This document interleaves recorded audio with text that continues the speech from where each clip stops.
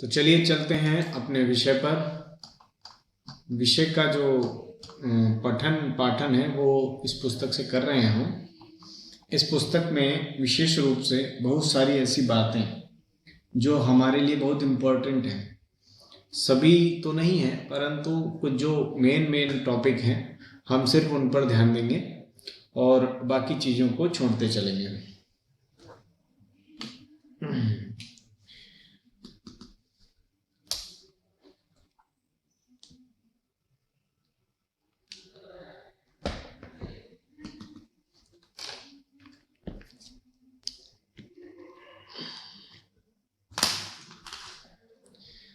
तो देखिए, सबसे पहला टॉपिक है इसमें यज्ञ में बैठने से पहले यजमान की योग्यता।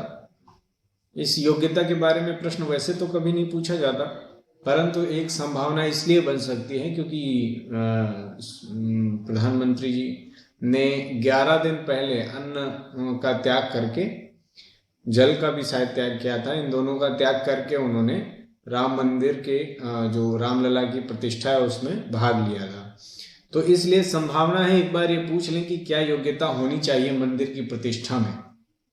तो इसमें दो बातें वो जानना चाह सकते हैं कि यज्ञ में बैठने से पहले यजमान किस प्रकार की चीज़ों से मुक्त हो और बैठते समय उसके पास क्या आवश्यक है, क्योंकि ये भी विवाद चला था कि राम मंदिर के स्थापना में पत्नी सहित ही व्यक्ति बैठे, अथवा उनकी इच्छा हो कि शंकराचार्यों से जो मूर्ति में एक प्राण प्रतिष्ठा के समय जब स्थापित किया जाता है तो उस समय किसी सन्यासी से अथवा किसी वयोवृद्ध से उसके कर्ण में जो जो गुरु के लायक हो उसे एक मंत्र प्रतिष्ठित कराया जाता है। ठीक है, तो संभवतः इन चीज़ों के लिए पूछ लें। तो ये भी पूछ सकते हैं कि बिना पत्नी के यदि बैठने से, क्योंकि आगे आप पढ़ेंगे कि जो है सभी कार्य निष्फल हो जाते हैं, तो मोदी जी को क्यों बिठाया गया। या फिर ये पूछा जा सकता था कि पूछा जा सकता है कि यज्ञ में बैठने की क्या योग्यता है आपके हिसाब से, किस लिए उन्होंने इन 11 दिनों का अनुष्ठान किया। तो ये देखिए लिखा हुआ है, सुस्नाता सम्यगा चांतः कृत संध्यादिक क्रिया काम क्रोध विहीनश्च पाखंड स्पर्श वर्जितः जितेंद्रिया सत्यवादी सर्व कर्मसु शस्यते। अर्थात जो सुस्नाता अर्थात स्नानशील हो, सम्यक रूप से आचरण करने वाला और आचमन इत्यादि करके संध्या इत्यादि करने वाला होना चाहिए। ठीक है, काम क्रोध विहीनश्च, काम नहीं होना चाहिए, वासना नहीं होनी चाहिए। क्रोध काम काम से दूर रहना चाहिए।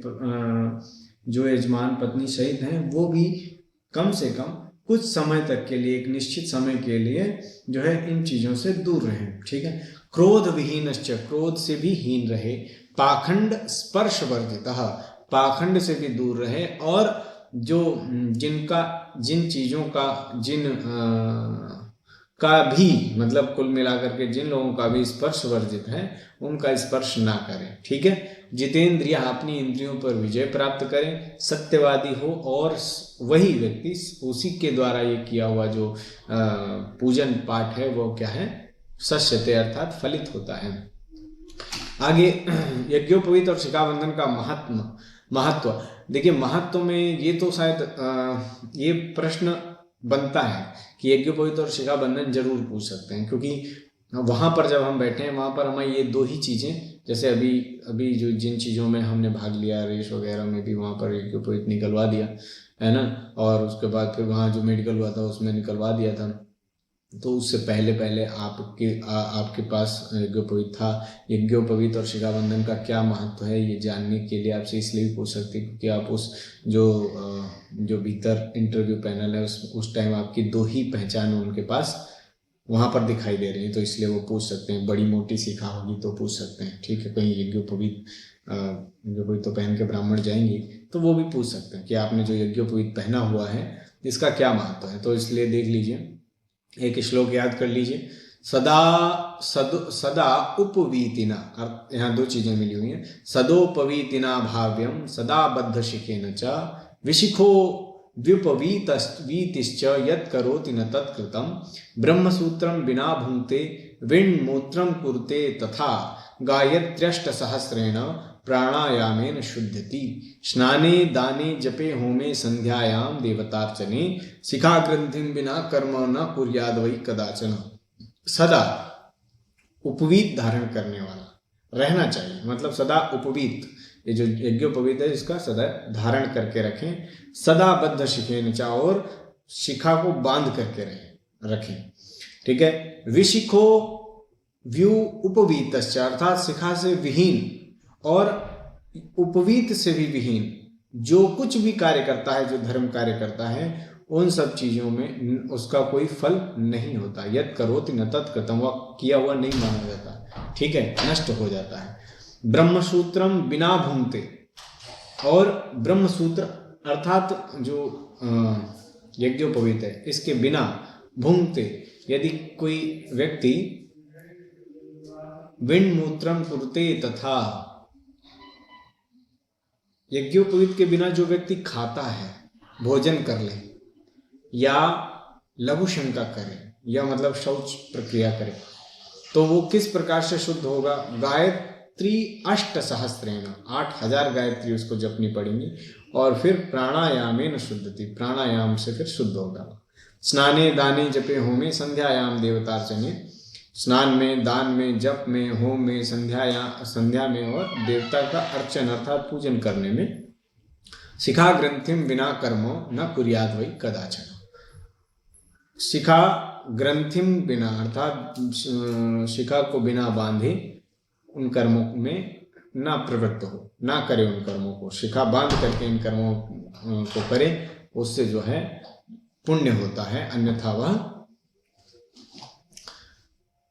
उसका कोई फल नहीं मिलता, ठीक है। शिखा मुक्ति का विचार कहाँ कहाँ शिखा, ये तो प्रश्न एक बार बन सकता है कि आपके यज्ञोपवीत का क्या महत्व है, शिखा का महत्व क्या है। देखिए यहाँ पर बांधने का महत्व दिया है, ठीक है। और यदि आप ये थोड़ा और देखें कि शिखा जैसे सामान्य रूप से कहते हैं ये क्यों चोटी रखी हो, तो आप यदि बताएंगे इसके बिना यदि पूजा करते हैं तो निष्फल हो जाता है ये वो, तो हो सकता है संभव है कि वो कोई वैज्ञानिक तथ्य पूछना चाह रहे हैं आपसे। तो एक वैज्ञानिक तथ्य यह भी है कि यहाँ पर जो ब्रह्मरंध्र होता है, उस ब्रह्मरंध्र की रक्षा तब तक करनी चाहिए जब तक ये जो कपाल है वो पक्का ना हो जाए, यानी कि मजबूत ना हो जाए।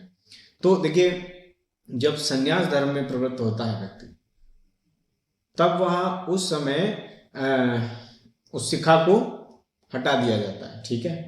तब उसे मुंडी कहा जाता है, मुंडी को कहा जाता है, मतलब एक भी बाल सर पर नहीं, शिखा भी नहीं।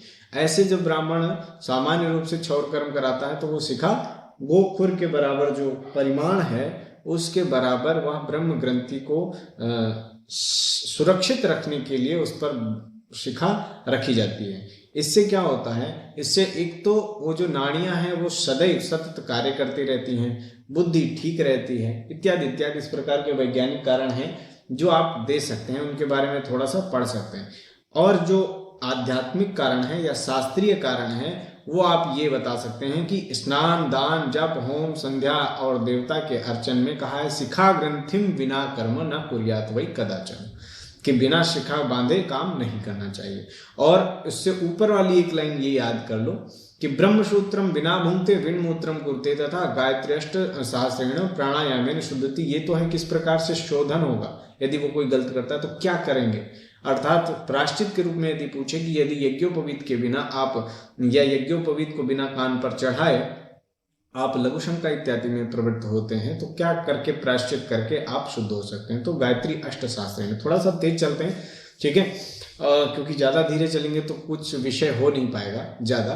तो इसलिए शिखा मुक्ति, कब शिखा नहीं बांधनी, कब शिखा मतलब खुला रहे, तो कहा है शौचे अथ शयने संगे भोजने दंत धावने, अर्थात शौच में और शयन में, संगे अर्थात पत्नी के साथ संग करने में, भोजन करते समय और दांत धुलते समय यानी दांत मांजते समय, ठीक है। शिखा मुक्तिम सदा कुर्यात, शिखा को खोल करके ये कार्य करनी चाहिए। कौन कौन से कार्य हैं? शौच, शयन, संग, भोजन और दांत धुलना, ठीक है। कुर्यात एतन कौन ब्रवीत? मनुरब्रवीत, मनु ने कहा है कि ऐसा करना चाहिए। ठीक है, कुछ कुछ जो कुशा पवित्री होती है, डाब जिसे बोलते हैं, वो क्या है, तो उसके लिए कहा है कि कुश एक पवित्र वस्तु है।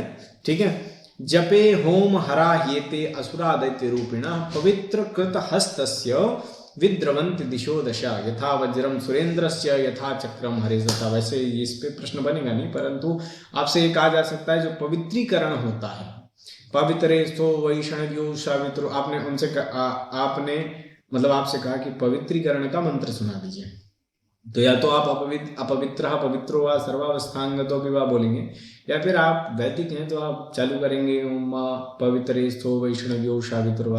आपसे सामने से प्रश्न किया कि अच्छा ये कुशा मतलब जो पवित्री होती है कुशा की, वो भी पहनने के लिए यही मंत्र प्रयोग किया जा सकता है। आपने बोल दिया या उन्होंने पूछ लिया। अब आपसे पूछ सकते हैं कि कुशा का क्या महत्व है, तो आगे इसमें लिखा हुआ है कि जपे होम हरा हीते असुरा दैत्य रूपेण, जो जप और होम के में आने वाले या उसके तप को हरण करने वाला असुर दैत्य रूपिण, जो असुर इत्यादि दैत्य रूपी हैं, पवित्रकृत हस्तस्य विद्रवंती दिशो दशा, दसों दिशाओं से यदि पवित्री पहने हुए हैं तो उनसे विद्रवंती दूर होते हैं, हटते हैं, डरते हैं। यथा वज्रम सुरेंद्र से, जैसे सुरेंद्र से इंद्र के वज्र से, यथा चक्रम हरेश तथा, और जैसे चक्र से, चक्र किसका, हरे मतलब हरि का, हरि के चक्र से डरते हैं। त्रिशूलम च त्रिनेत्रस्य, और जैसे भगवान शिव के त्रिशूल से डरते हैं। ब्राह्मण से पवित्रकम, उस वैसे ही ब्राह्मण द्वारा बनाई गई, आप दूसरे के लिए यजमान के लिए बनाते हैं तो दूसरे ब्राह्मण के द्वारा बनाई गई पवित्री से डरते हैं। यदि स्वयं पहनते हैं तो अपने पहने हुए ब्राह्मण को पवित्री के साथ देख करके इस प्रकार से जो दैत्य रूपी हैं, असुर हैं, जो जप और होम को हरने वाले थे या नष्ट करने वाले थे या उनमें बाधा पहुंचाने वाले थे, उनको डराने के लिए है, भगाने के लिए है। ठीक है, अर्थात ये हमारा अस्त्र है।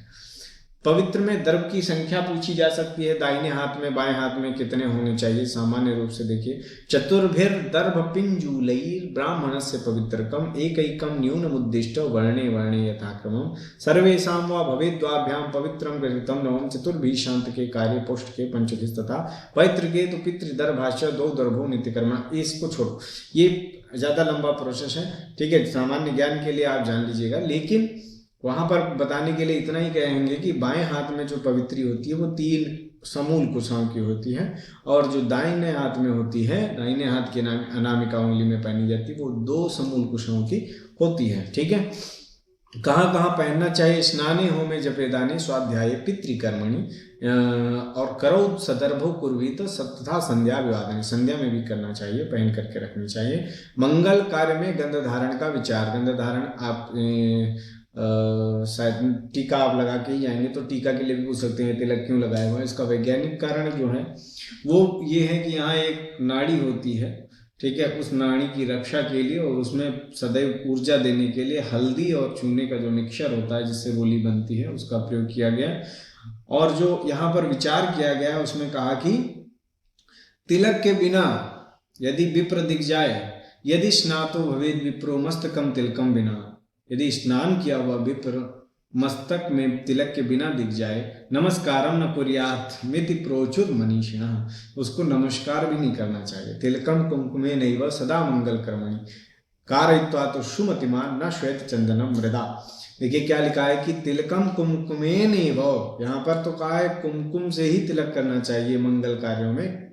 सुमतिमान न श्वेत चंदनम मृदा, जो बुद्धिमान है, जो जानकार व्यक्ति है, वो सफेद चंदन और मिट्टी का तिलक ना करे। लेकिन यदि कुछ नहीं है तब वो 4 चीजें बताई गई हैं कि मृत्तिका चंदनम चैव भस्म तोयम चतुर्थकम, यानी मृत्तिका, चंदन, भस्म और जल।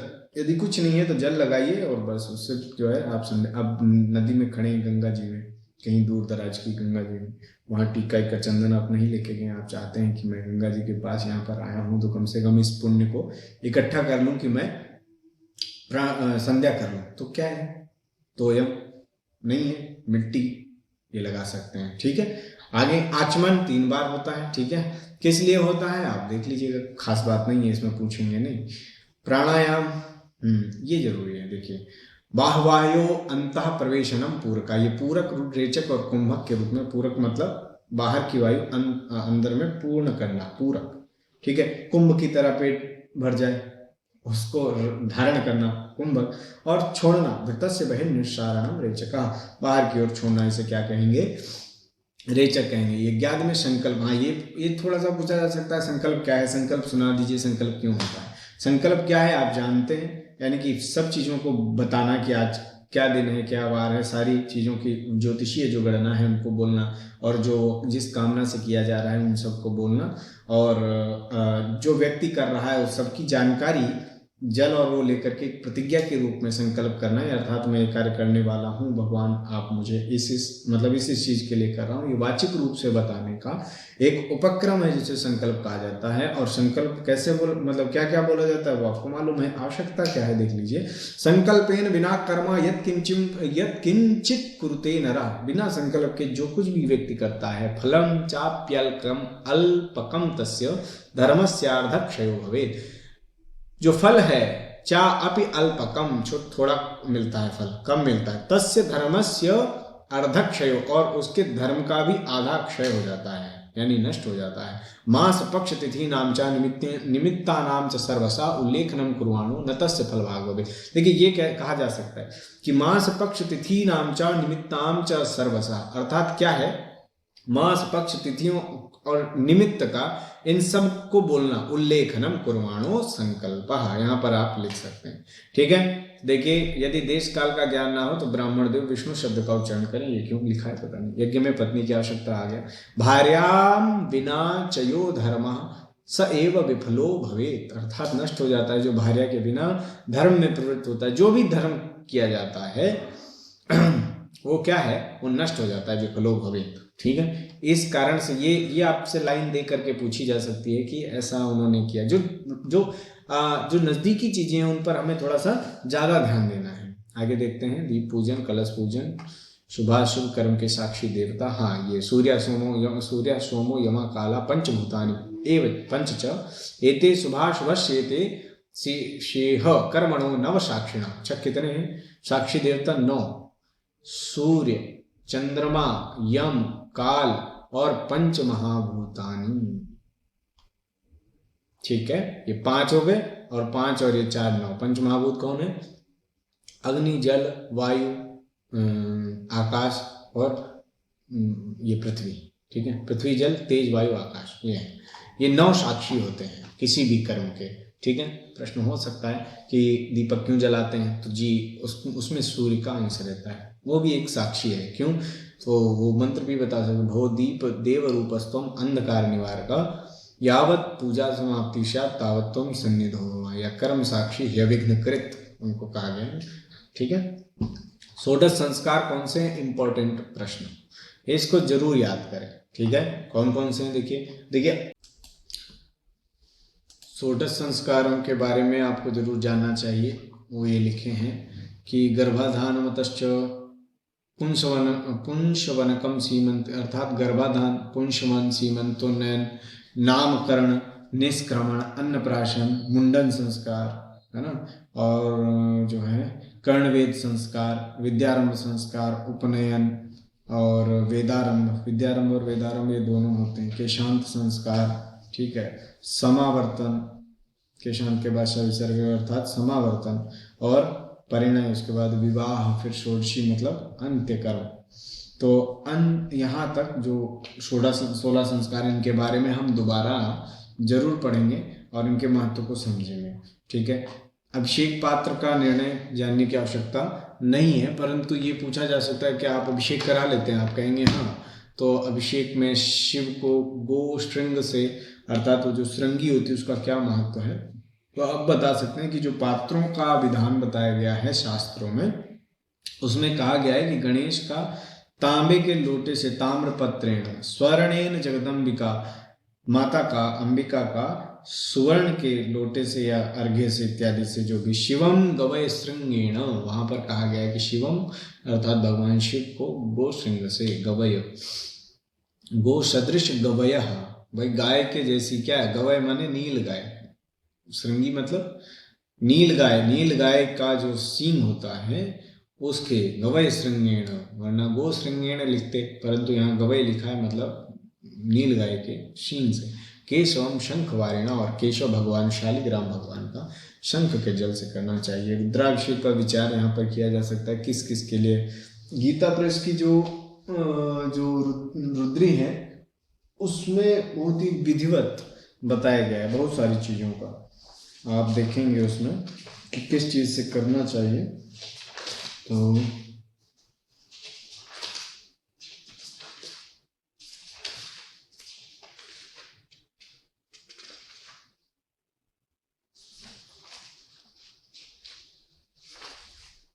एक सेकंड मैं आपको बता रहा हूँ कि अभिषेक में प्रशस्त द्रव्य, ये पेज नंबर आपको मिलेगा 19 पे। 19 पेज नंबर पर जल से रुद्राभिषेक करने से वृष्टि होती है। व्याधि की शांति के लिए कुशोदक से करना चाहिए। पशु प्राप्ति के लिए दही, लक्ष्मी प्राप्ति के लिए गन्ने का रस, धन प्राप्ति के लिए मधु, घृत और मोक्ष प्राप्ति के लिए तीर्थ के जल से अभिषेक करना चाहिए। पुत्र की इच्छा वाला दूध से करे। और वंध्या या काकवंध्या, काकवंध्या कहते हैं मात्र जिसके एक संतान हो, दूसरी ना उत्पन्न हो रही हो, अथवा मृत वत्सा जिसकी संतान मरी हुई जन्म होती हो, वो गोदूध के द्वारा अभिषेक करने से उसे पुत्र की प्राप्ति होती है। और भी बहुत सारा लिखा है, ठीक है, तो वो आप पढ़ लीजिए। घृतधारा शिवे कार्य यावन मंत्र शास्त्रकम तदा वंशस्य विस्तारो जायते नात्र संशया। तो इस प्रकार से बहुत सारी चीजें हैं, उन पे आप ध्यान दीजिएगा थोड़ा सा। जो चीजें पॉइंट रूप से आपको यहाँ पर मिल रही हैं, वैसे तो पूरा लिखा हुआ है नीचे देखिए, जलेन वृष्टिमाप में होती व्याधि शांति, यही तो इसमें भी पढ़ा मैंने, ठीक है। इसमें और भी बहुत सारी चीजें लिखी हैं कि शार्षपेणैव तैलेनो शत्रुनाशो भवेद इह मधुना यक्षराजोपि गच्छे द्वै शिव पूजनात्। जो मतलब शहद से करता है वो यक्षराजोपि गच्छे द्वै शिव पूजनात्, अर्थात उसके पास यक्षराज भी जाते हैं, या यक्ष के समान जिसके पास धन इत्यादि हो जाए, अर्थात उसके सेवक बन जाए यक्ष आदि, या यक्ष के पास बहुत ही सारा धन, सारा नहीं है, धन तो वशुओं के पास है, परंतु बहुत सारी शक्तियां धन प्राप्त करने की वो यक्षों के पास होती हैं। इसलिए लोग यक्षिणी, कर्ण पिशाचिनी इत्यादि सिद्ध करते घूम रहे हैं। यज्ञादि में एक वस्त्र धारण का निषेध है, इसे नहीं जरूरी है। घंटानाद कहाँ कहाँ करना चाहिए शायद नहीं पूछा जाएगा। कौन से उपचारों में अंत में आचमन देना चाहिए पूछा जा सकता है। स्नाने वस्त्रे च नैवेद्य दद्याद आचमनम तथा, एक ही लाइन है, यदि ये याद कर लेंगे कि स्नाने वस्त्रे च नैवेद्य दद्याद आचमनम तथा चकाराद यज्ञोपवीतांते भी दद्याद। यज्ञोपवीत के अंत में नैवेद्य और वस्त्र, और स्नान के अंत में जो है आचमन से जल देना चाहिए। कौन से देवताओं को क्या नहीं चढ़ाना चाहिए, बहुत ही बढ़िया श्लोक है, ये याद करना चाहिए और ये पूछा जाएगा। अक्षतैर नार्चयेद विष्णु, विष्णु को अक्षत अर्थात चावल नहीं चढ़ाने चाहिए। तुलस्या गणाधिपम, तुलसी गणेश जी पर नहीं चढ़ानी चाहिए। न दूर्वया यजेत देवी, यहाँ पर देवी कहा है, दुर्गा के लिए कहा है, ठीक है, और दुर्गा पार्वती का रूप ही है, तो इसलिए वहां पर भी नहीं चढ़ता है। बिल्वपत्रे नभास्करम, बिल्वपत्र से भगवान सूर्य नारायण का पूजन नहीं करना चाहिए, अर्थात उन पर नहीं चढ़ाना चाहिए। उन्मत्तम अर्क पुष्पम च विष्णोर्वर्जम सदा उदय, उन्मत्तम अर्क पुष्पम अर्थात अर्क आंकड़ा बोलते हैं जिसे, उसके पुष्प विष्णु पर नहीं चढ़े, या उन्मत्त या धतूरा इत्यादि वो भी भगवान विष्णु पर नहीं चढ़ाना चाहिए। फलम चक्रम संयुक्तम प्रयत्नाद तद विवर्जयेत, जो फल क्रमी संयुक्त हो, कीड़े से संयुक्त हो या कीड़ा खाया हुआ हो, उसको प्रयत्न से विवर्जन कर देना चाहिए, छोड़ देना चाहिए। तपः कुर्वन्ति रोगिणः, पुष्प किस प्रकार चढ़ाना और लेना चाहिए इस नहीं पूछा जाएगा। सौभाग्य द्रव्य कौन से होते हैं संभवतः ये भी नहीं पूछा जाएगा। धूप दीप और नैवेद्य कहाँ रखना चाहिए, तो आपको मालूम ही है कि भगवान के बाईं तरफ वाम हस्त की ओर धूप और दक्षिण हस्त की ओर दीप तथा सन्मुख सन्मुख या फिर दक्षिण हस्त की ओर नैवेद्य रखना चाहिए। ठीक है। ग्रास मुद्रा का लक्षण नहीं पूछा जाएगा, संभवतः इसका कोई काम नहीं है। प्रदक्षिणा का क्रम जरूर पूछा जा सकता है कि किसकी कितनी परिक्रमा करनी चाहिए। तो देखिए लिखा हुआ है एका चंड्या रवेश, ये सामान्य रूप से आप हिंदी में लिख लेना। ठीक है, दोबारा से इस वीडियो को चला करके आप जरूर लिख लेना कि एका चंड्या, दुर्गा की एक, चंडी की अर्थात एक, रवे सप्त, सूर्य भगवान की 7, तीसरा कार्या विनायक, 3 भगवान विनायक की, हरेश चतस्रा भगवान विष्णु की 4, कर्तव्या शिवस्यार्ध प्रदक्षिणा भगवान शिव की आधी परिक्रमा करनी चाहिए। एकाम विनायके कुर्या द्वे सूर्ये तिस्र ईश्वरे चतस्रा केशवे कुर्या सप्ताश्वस्थे प्रदक्षिणा। ये उसी बात को दोबारा लिखा है, एकाम विनायके, यहाँ पर कहा है कि एकाम विनायके कुर्या द्वे सूर्ये तिस्र ईश्वरे चतस्रा केशवे कुर्या सप्तास्थे प्रदक्षिणा। ये अलग अलग यहाँ पे बताया कि विनायक की एक कुर्या, द्वे सूर्य, सूर्य की 2, 3 ईश्वर की, भगवान अच्छा कोई भी पूज्य ईश्वर है, चतस्रा केशवे 4 भगवान विष्णु की, कुर्या सप्ताह, और अश्वत्थ अर्थात पीपल की कितनी, 7 प्रदक्षिणा करनी चाहिए। देखिए लेकिन ये वाला सर्वमान्य है, ये वाला संभवतः ये अग्नि पुराण का है। एकाम विनायके कुर्या द्वे सूर्य तिस्र ईश्वरे, अग्नि पुराण का, चलिए जहाँ कहीं का भी है, क्षमा चाहता हूँ, मुझे नहीं मालूम ये कहाँ का है, ये याद भी नहीं किया था, ये अचानक आ गया सामने। एकाम विनायके कुर्या सूर्य तिस्रा ईश्वरे, तो ऊपर वाला बोल देंगे, उससे काम चल जाएगा। ठीक है, किसकी कितनी करनी चाहिए। परंतु यदि कहें कोई और भी मत है क्या, तो आप कह सकते हैं 1 विनायक की बताई गई है, 2 सूर्य की बताई गई है, और ईश्वर की 3, 4 केशव की, और पीपल की 7 एक दूसरे श्लोक में कहीं दूसरी जगह पे बताई गई है। ठीक है, कैसे चलना चाहिए। देखिए गर्भिणी स्त्री, ये पूछा नहीं जाएगा, वैसे गर्भिणी स्त्री अपने सिर पर जल का भरा हुआ कुंभ लेकर जिस प्रकार से चलती है, उसी प्रकार से जो मंद गति है उससे प्रदक्षिणा करनी चाहिए। शिव प्रदक्षिणा में क्या विशेष है भाई, प्रदक्षिणा त्रयं कुर्यात् तथा 15 वा 8 द्वादशा वा कार्या ह्याधिका वापि शक्तितः नैकां प्रदक्षिणां कुर्यात् सांबस्य परमात्मनः एकां प्रदक्षिणां कृत्वा शंभो पुण्यात् प्रहीयते प्रदक्षिणा त्रयान्यून नैव कार्यं महेश्वरे। वैसे तो ये पूछा नहीं जाएगा, परंतु यहाँ पर शिव प्रदक्षिणा में एक विशेष चीज बताई कि भाई एक नहीं करें, आदि जो बताई गई है वो आदि तो करें ही। यदि शिव की प्रतिमा है तो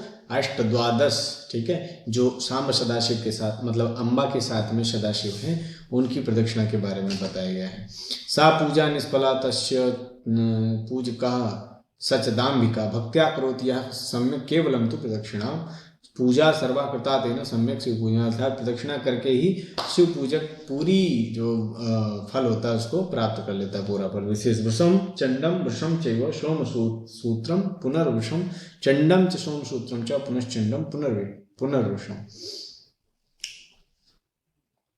अर्थात यहाँ पर कुछ नहीं लिखा है, परंतु एक ये जो लिखा हुआ है इसका मतलब है कि अर्थात जो नंदी महाराज हैं उनका और चंड का किस प्रकार से पूजन या किस प्रकार से प्रणाम करना चाहिए। तो वृषम चंडम वृषम चैव, पहले नंदी को प्रणाम करें, फिर जो चंड देवता होते हैं वहां पर, है ना, उनको प्रणाम करें, फिर वृषम चैव सोम सूत्रम पुनर्वृषम चंडम च सोम सूत्रम च पुनश्चंडम पुनर्वशम, फिर नंदी पर आकर के समाप्त। ठीक है, सब सामने लिखा हुआ है आपका साफ साफ, कोई टेंशन वाली बात नहीं है। फिलहाल ये पूछने नहीं है, परंतु ऐसे सामान्य जानकारी के लिए हमने बात कर ली। नीराजन विचार जो आरती होती है उसका क्या है, चलिए इसको भी नहीं करते हैं। स्त्रीपति की आज्ञा के बिना यज्ञादि का निषेध, यहाँ पर भी कोई ये पूछने वाली बात मुश्किल लगती है, नहीं पूछी जाए। स्त्री को ब्राह्मण द्वारा यज्ञ करने का अधिकार, हाँ इस पर पूछा जा सकता है। देखिए क्या है, भर्तहीना तो नारी संहिता विजितेन्द्रिया मृतादीनाम तो संकल्पम दानम च स्वयमा हरेत वैदिकम तांत्रिकम कर्म आचार्य वारतश्चरेत। अर्थात वैदिक और तांत्रिक कर्म इत्यादि आचार्य से करा ले। भर्तृहीना तो नारी संयता विजितेंद्रिया, अर्थात जो भर्तृशहीन है, पति से हीन नारी है, वह अपने में संयमित रहे। व्रतादीनाम तो संकल्पम दानम च स्वयमाहरेत, व्रतादि करे, संकल्प करे, दान करे, परंतु जो यज्ञ है वो ना करे। ठीक है। वैदिकम तांत्रिक वो किससे कराए? आचार्य से कराए। असमर्थ व्यक्ति द्वारा ब्राह्मण असमर्थ व्यक्ति ब्राह्मण के द्वारा यज्ञ करा सकता है, ये एक लाइन याद कर लो तो ठीक है। विप्रय संपादितम यस्य संपन्नम तस्य तत्फलम, विप्र के द्वारा संपादित जो कर्म होता है उसका जो फल होता है वो करने वाले को ही मिलता है, अर्थात कराने वाले को मिलता है। यज्ञादि में प्रायश्चित की आवश्यकता, हाँ ये देखिए ये ठीक है। महत्कर्म समुत्कर्तुम प्रायश्चित्तम समाचरे पूर्वेद्यैर्वै प्रकुर्वीत सायान्य वा परान्य के। यहाँ पर ये कह सकते हैं यज्ञादि में प्रायश्चित की आवश्यकता होती है। लिखा है बड़े कर्मों को करने से पहले प्रायश्चित कर्म अवश्य कर लेना चाहिए। तो संभवतः श्रीमान प्रधानमंत्री नरेंद्र मोदी जी ने प्रायश्चित के रूप में वो 11 दिन का अनुष्ठान किया है, जिससे जो है, क्योंकि राजनीति है, कभी कभार बहुत सारी बातें, सब तरीके की बातें होती हैं, सब लोगों से मिलना जुलना होता है, सब तरीके से जो है कार्य करने पड़ते हैं, तो उन सब के प्रायश्चित के लिए उन्होंने ये किया होगा। क्षौर कर्म विचार राजा और ब्राह्मण नहीं पूछा, यज्ञादि में न्यास की आवश्यकता नहीं।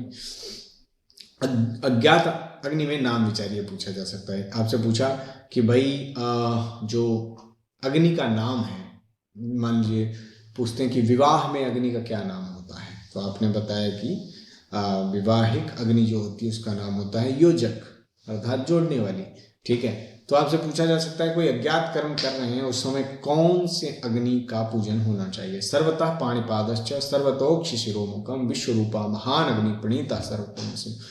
महान नाम की अग्नि जो है सभी कर्मों में प्रणीत होती है। विश्वरूप महान अग्नि, सर्वतः पाणिपादश्च सर्वतोक्षि शिरोमुखम, जिसके सभी तरफ पैर हैं, सभी तरफ हाथ हैं, और सभी तरफ आंखें हैं, और सभी तरफ मुख हैं। ऐसे विश्वरूप महान अग्नि का जो है सभी कार्यों में प्रयोग किया जा सकता है। तो आप सिर्फ ये दूसरी लाइन याद कर लें, विश्वरूपो महान अग्नि प्रणीता सर्वकर्मसु। अग्नि प्रज्वलित करने का जो विचार है उसमें ना कुर्याद अग्नि दमनम, ये वैसे ये नहीं पूछा जाएगा, छोड़िए। आहुति देने का विचार, प्रश्न क्या है? अधोमुख ऊर्ध्वपादा प्रांग मुखो हबे वाहन, हस्त स्वर का निषेध। श्रुआ कैसे धारण करना चाहिए? देखिए ये वैसे तो कर्मकांड से संबंधित है, तो संभव है कि पूछ लिया जाए कि कुंड के बाहर गिरे हुए हवनीय द्रव्य क्या करना चाहिए। तो कहा है कि हुए मानो हविर यज्ञ बही पतति यद हवि द्रप सश्च स्कंद मंत्रेण तदग्नौ निक्षिपेत पुनः, कि स्कंद के मंत्रों से तदग्नौ निक्षिपेत, उसी अग्नि में डाल सकते हैं। अथवा ऊपर लिखा है ऋतुजानाम जुह्वताम वह्नौ बही पतति यद्धविः सज्ञेयो वारुणो भागा प्रक्षेप्यो विमले जले, उसको विमल जल में डाल देना चाहिए। कौन? ऋत्विक के जुहून करने पर, अर्थात हवन करने पर। वह्नौ बही पतति यद्धविः, जो अग्नि के बाहर हवि गिर जाती है। सज्ञेयो वारुण, अर्थात जानकारों के द्वारा। वारुणो भागा, वो वरुण का भाग है, इसलिए विमल अर्थात बहते हुए जल में उसका विसर्जन करना चाहिए। श्रुआ कैसे धारण करना चाहिए? भाई श्रुआ का 4 अंगुल पीछे से छोड़ करके शंख की मुद्रा में धारण करना चाहिए। यहाँ पर क्या लिखा है? अग्रान मध्यस्तु यन मध्यम मूलान मध्यस्तु मध्यमम श्रुवम च धारयेद विद्वान आयु आरोग्यदम सदा। ये जो समझाने का इनका तरीका है कुल मिलाकर के यही है कि आगे से मध्य की तरफ जाएं, फिर मूल की तरफ से मध्य की ओर आएं और मध्य में पकड़ लें। देखिए ऐसा भी है कि इससे इस भाग से वो ढकना चाहिए, जो उसका मूल होता है, जो इस तरफ का किनारा होता है वह ढक जाना चाहिए। यदि नहीं ढकता है तो उस व्यक्ति का याजक की हानि होती है। ये पूछा जा सकता है कि सभी कर्मों में आप जो है नारियल स्थापना कराते हैं, कलशों के ऊपर नारियल स्थापना कराते हैं, कैसे रखना चाहिए पूछा जा सकता है। सामान्य जानकारी है बंदे को कि नहीं है? तो अधोमुखम शत्रु विवर्धनाय, जो यदि उसके 3 आंखें यदि वो नीचे की ओर रख दे, अधोमुखम, तो शत्रु विवर्धनाय, शत्रुओं की बढ़ोतरी होती है। ऊर्ध्वस्य वक्त्रम बहुरोग वृद्धि, ऊपर की ओर यदि करके रख दें, जैसे वो आजकल रखते हैं ना, बढ़िया डिजाइन बना करके ऐसे गोल बना के एकदम ऐसे कुप्पी जैसे निकाल करके रख देते हैं, गलत बात है वो। ऊर्ध्वस्य वक्त्रम बहुरोग वृद्धि, वो बहुत सारे रोगों को बढ़ाने वाला होता है। प्राची मुखम वित्त विनाशनाय, अर्थात प्राची पूर्व की ओर, वित्त विनाशनाय, पूर्व की ओर रख दो जी, ठीक है, अच्छा है। वित्त विनाशनाय, धन के नाश के लिए। तस्मात् शुभम सम्मुख नारिकेलम, उसका जो आंखें हैं वो यजमान के सम्मुख रहें तो बढ़िया है। ब्रह्मासन दक्षिण में क्यों? उत्तमे सर्व पात्राणी उत्तरे सर्व देवता, सभी देवता तो उत्तर में है, सभी पात्र उत्तर में है।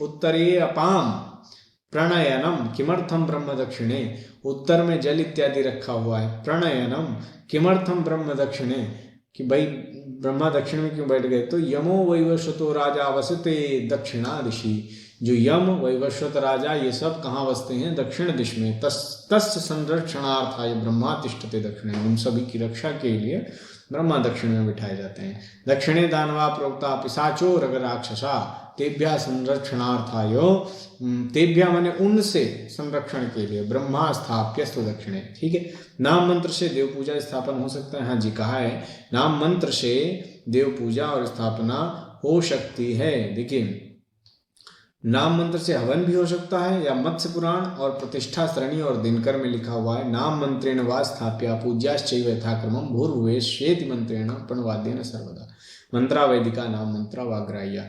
ये पूछा नहीं जाएगा, परंतु यदि आपने कोई नाम मंत्र बोला तो कहा कि सिर्फ नाम ही मंत्र बोलना जरूरी होता है पूजा में, या नाम से ही काम चल जाता है? तो आप कह सकते हो ये चल जाता है, परंतु मुझे मंत्र भी आता है। मैंने ऐसे बोला तो कहें अच्छा ऐसा कहाँ लिखा है कि केवल नाम से, ऐसे तो वो सारे लोग करा दें? नहीं जी, लिखा हुआ है, परंतु मैं इस पक्ष में नहीं हूँ। जितना अधिक मंत्रों का उच्चारण हो उतना अच्छा है, परंतु मंत्रा वैदिका नाम मात्रा वाग्राह्या लिखा हुआ है। कहाँ लिखा है जी? मत्स्य पुराण में लिखा हुआ है, प्रतिष्ठा सरणी में लिखा हुआ है, और दिनकर में ये लिखा हुआ है कि नाम मंत्र से भी हवन हो सकता है, पूजा भी हो सकती है सारी, ठीक है। नाम मंत्रेण वा स्थाप्या पूज्याश्चैव यथाक्रमम्, बस क्या लगाना है कि भूर्भुवस्वेति मंत्रेण, ये जरूर लगाना है। मूर्ति के भाव में पूजा का जो विचार है वो फल और अक्षत में होता है। लिखा है फलेष्वक्षत पुंजेषु प्रतिमासु तथार्चन, फल को विराजमान कर दो और वो देवता जी हैं उनको आवाहन उसमें किया जा सकता है। अक्षत पुंज इसीलिए बनाया जाता है जी, आप मंडल बनाते हो उसमें अक्षत ही क्यों रखते हैं, और कुछ क्यों नहीं रख देते उसके स्थान पर? तो कहा है फलेषु अक्षत पुंजेषु प्रतिमासु तथार्चनम, ये मोस्ट इंपॉर्टेंट लाइन है, ये जरूर आपको याद होनी चाहिए, ठीक है। यंत्र पूजन की आवश्यकता नहीं, जरूरत है। पुण्यावाचन का विचार अवनिकृत जानमंडल, ठीक है। चलिए पुण्यावाचन में क्या पूछा जा सकता है? नहीं, नांदी श्राद्ध में जरूर पूछा जा सकता है। नांदी श्राद्ध क्या है? नांदी श्राद्ध जो है प्रत्येक जो 3 दिन की अवधि से अधिक दिनों के अनुष्ठान होते हैं उन सभी में नांदी श्राद्ध की आवश्यकता होती है। नांदी श्राद्ध होता क्या है? तो सबसे पहले पितरों को प्रसन्न करना होता है, जिससे अच्छा इससे नांदी श्राद्ध से क्या होता है? तो सूतक और पातक से बच जाते हैं, ठीक है। यहाँ देखिएगा थोड़ा सा कि अनेक यजमान वाले यज्ञ में केवल मुख्य यजमान या फिर प्रतिनिधि ब्राह्मण यजमान ही नांदी श्राद्ध करेंगे। लिखा हुआ है सकृदेव भवेत् श्राद्धम। नांदी श्राद्ध में यवमूल और अदरक का प्रयोग किया जाता है ना। यवमूल अर्थात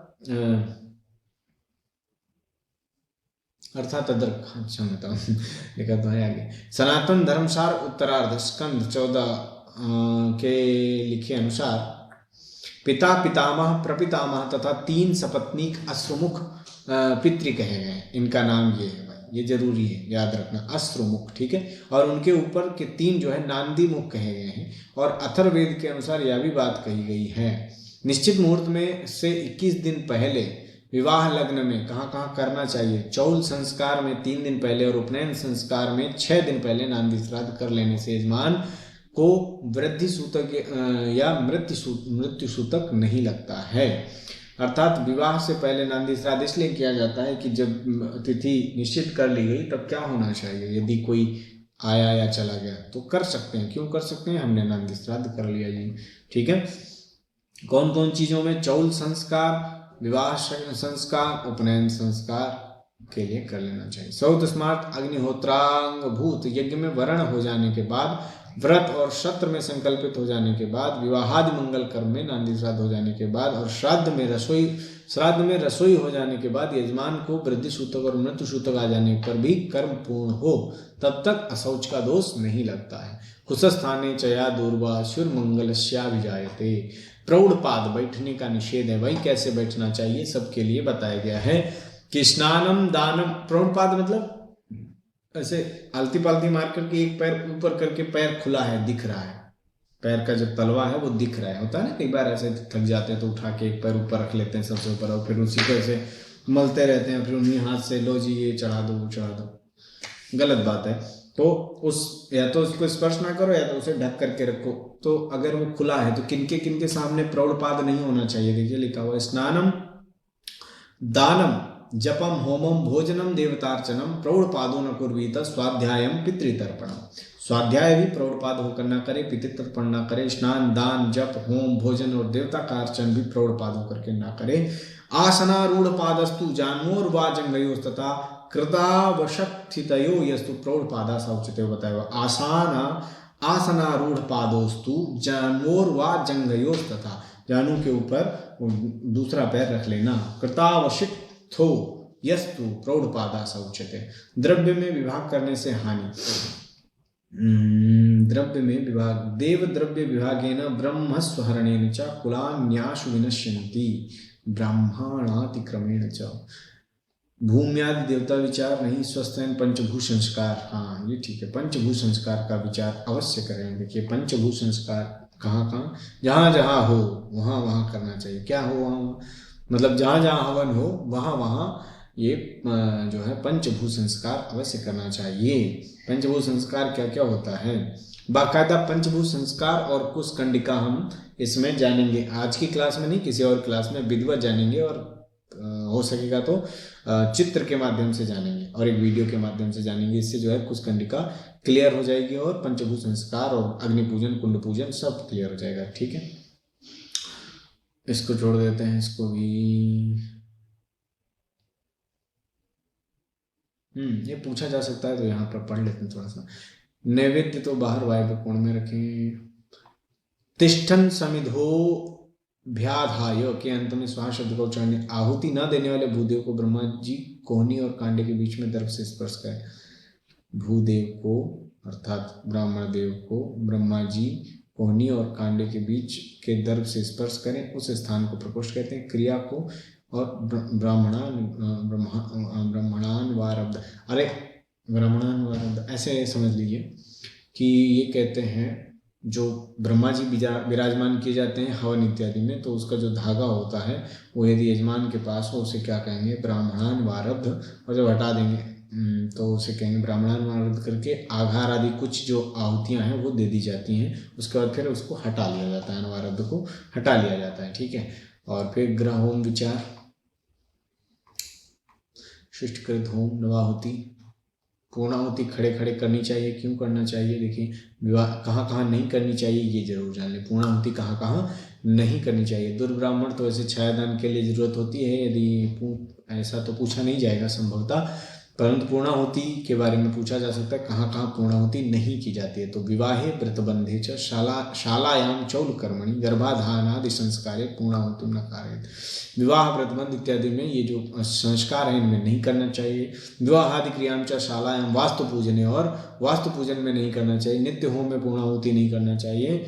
और वृषोत्सर्ग में जो बैल को छाप लगा करके छोड़ते थे शांग देवता को अर्थात धर्म के रूप को, उनको वृषोत्सर्ग कहते हैं, उसमें भी पूर्णाहुति नहीं करनी चाहिए। ठीक है, ऐसा मदन रत्न में लिखा हुआ है। उत्तर पूजन के समय ही अग्नि मृडाग्नि हो जाती है, किंतु हम सब पूर्णाहुति के समय ही मृडाग्नि की पूजा करते हैं। मृडाग्नि नाम है, हमें पूर्णाहुति के समय मृडाग्नि पूजन लिखा हुआ है प्रयोग में। ओके, मैंने ये जो है उन्होंने लिखा है जिग्नेश जी ने। वसोधारा, वसोधारा के बारे में जो आपको मालूम है वो पर्याप्त है शास्त्रीय विचारों में।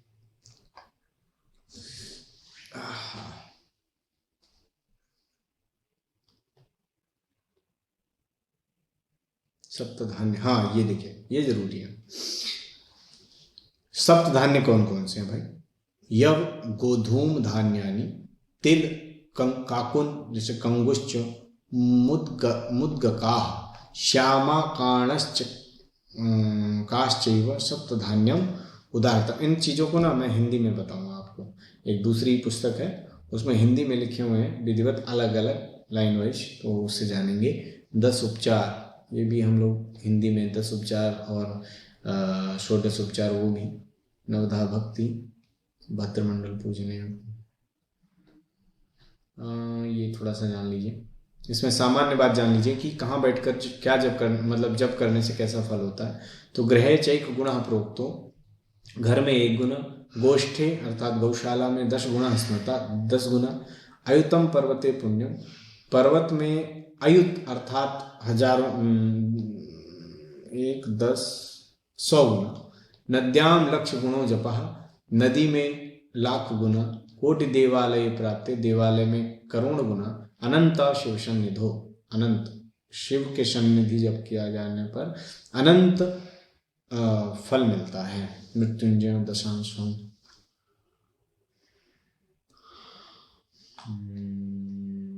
जो चीजें जरूरी हैं सिर्फ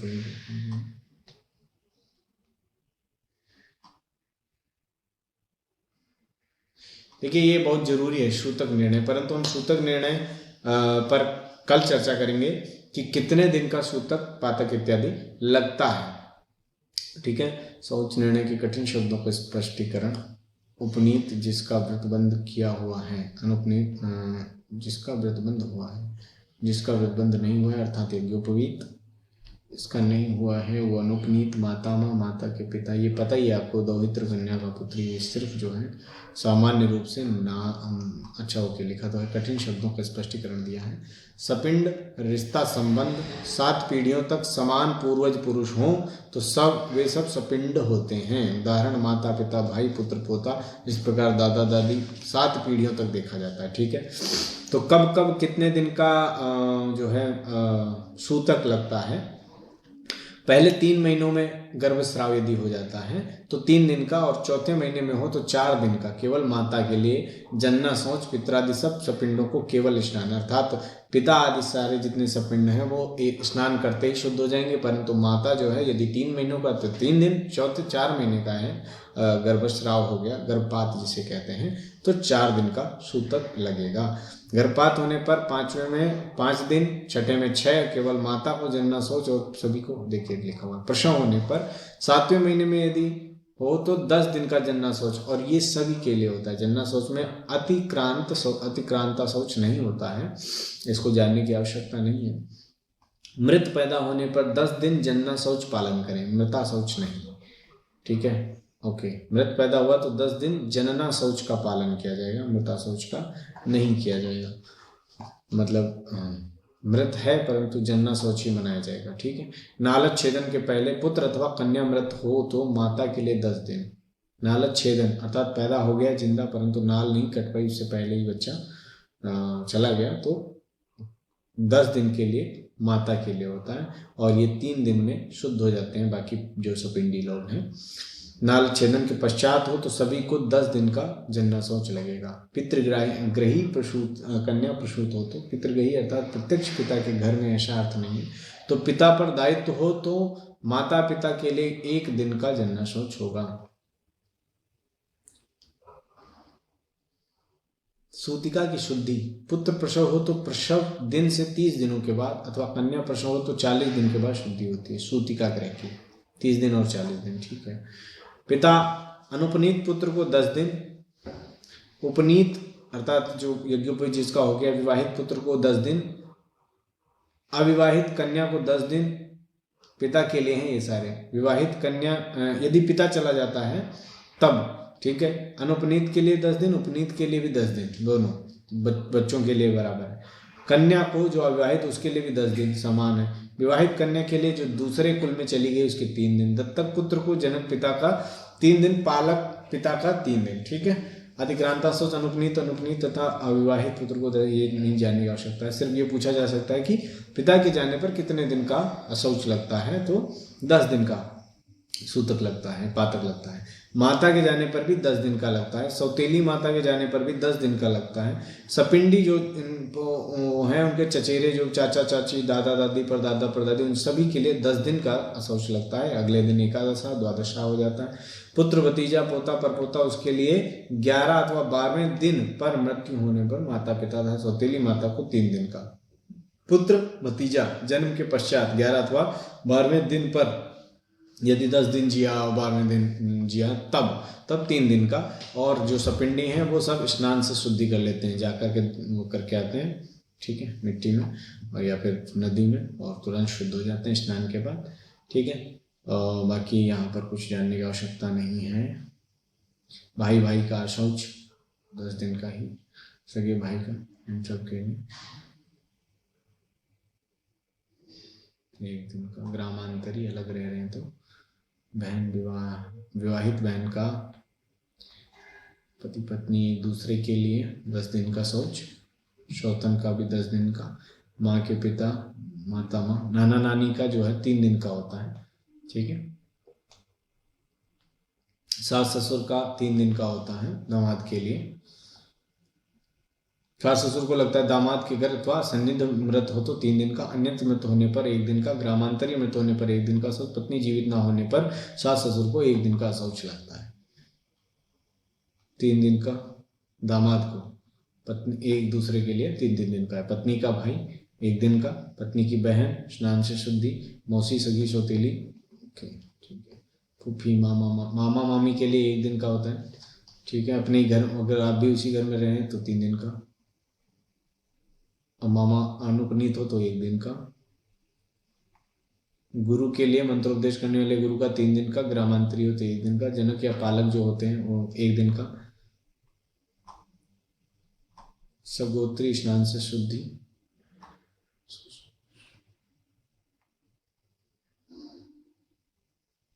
नन्हा शौच में 10 दिन का, मृता शौच आ गया तो मृता शौच के साथ अशौच समाप्त हो जाता है दोनों, ठीक है। सभी अशौच है किंतु परंतु पिंडी मृत हो तो ब्रह्मचारी के लिए अशौच नहीं है। पंचक नक्षत्र ये तो अपना ज्योतिष में पढ़ेंगे हम लोग, ठीक है, अस्थि संचय देदान इत्यादि। चलिए तो आज के लिए इतना ही। मूल रूप से 10 दिन का शौच माना जाता है। दामाद के लिए 3 दिन का है, उनके परिवार के लिए 3 दिन का है। एक एक पिंड बाहर होता जाएगा तो 1 दिन का, और फिर स्नान से शुद्धि। यदि मृतवत्सा हो तो एक पिता के लिए 1 दिन का, माता के लिए 3 दिन का रहेगा, ठीक है। यानी कि 10-12 दिन के अंदर मर जाता है बच्चा तो माता के लिए 3 दिन का, उसके बाद मरता है तो सभी के लिए, मतलब माता पिता के लिए 3 दिन का, अन्य लोगों के लिए स्नान से शुद्धि। इस प्रकार से सामान्य रूप है जन्ना शौच और मरना शौच। इस पर अधिक बात नहीं करने की आवश्यकता है। ये जो श्राद्ध प्रकरण हम पढ़ेंगे उसमें समझेंगे थोड़ा सा, ठीक है। तो आज के लिए इतना ही, और हम जल्दी मिलते हैं। हमारे साथ आ रहे हैं सत्यम तिवारी जी। मैं फिर से बता रहा हूँ आपको, आपके जो भी प्रश्न हैं आप लाइव, हम टाइमिंग बताएंगे आपको, उस टाइम लाइव आएगी तो आप कमेंट में प्रश्न पूछ सकते हैं। यदि आपके मन में कोई शंका है, वो RTJCU है इसलिए उनसे, वो लेटेस्ट अभी 2023 में उन्होंने ज्वाइन किया है, तो इसलिए उनका जो अनुभव है बहुत ही नया है, और उस अनुभव का आप लोग फ़ायदा लें, क्योंकि इतनी जल्दी आर्मी के अंदर चीज़ें चेंज नहीं की जाती हैं, तो आप उसका फ़ायदा लीजिए।